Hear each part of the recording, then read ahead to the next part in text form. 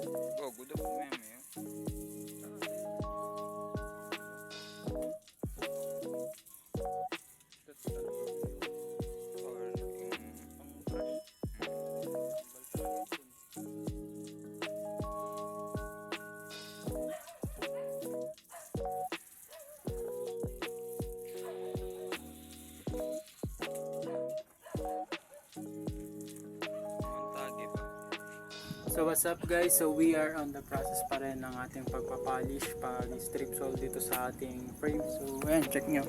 So almost the half of the frame ay napolish na natin. Ayan, sa kabila naman tayo. Ayan, ito banda na lang.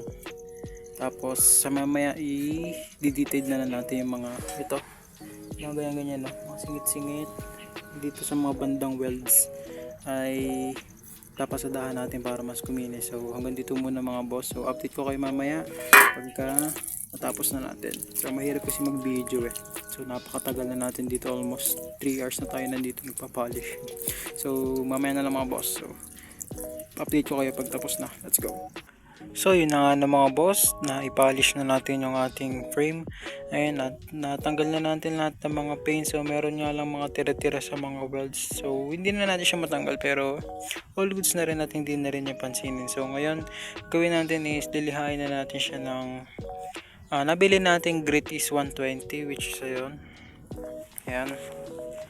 So ngayon, ay 60 pala to, 60 yung pang gigrit natin, tapos 120. Tapos iwa 120 na natin to. Tapos next is ipapolish na natin siya sa 120 grit mamaya. So ngayon, lihain na natin to. So let's go. So ang process natin dito is wet sanding.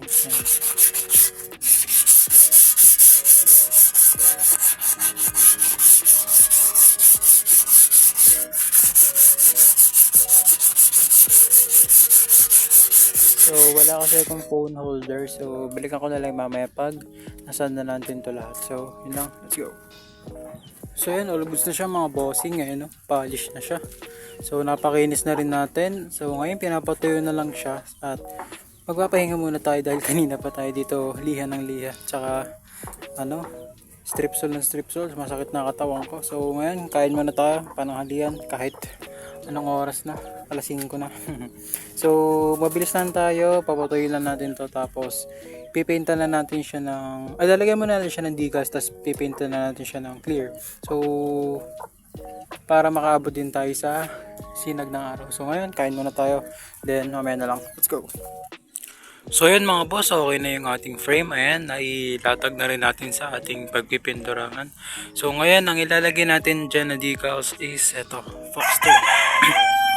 Color pink lang siya mga boss. Para maiba naman. Ay, color pink. Ayan. Ganyan dyan na pink. So, ang kulay lang talaga niya is ganyan na polish. Tapos, titirahin na natin yan ng Bossy na clear coat. So, ano pa hinihintay natin mga boss? Dikit na natin yung decals para ma-paint na natin. Let's go!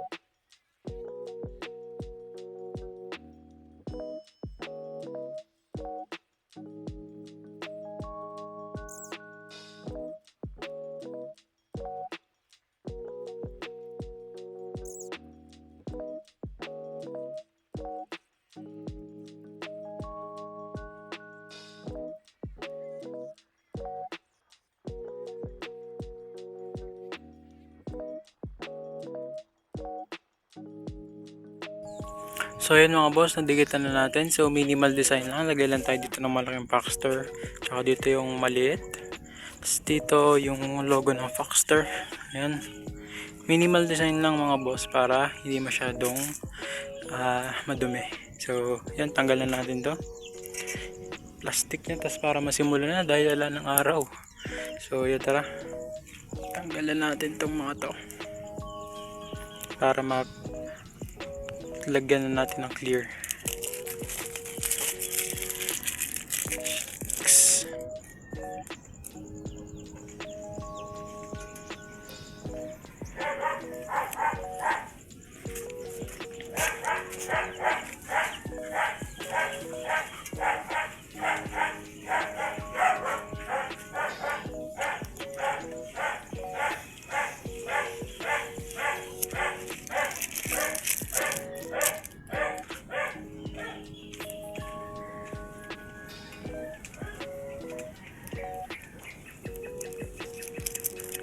Yun.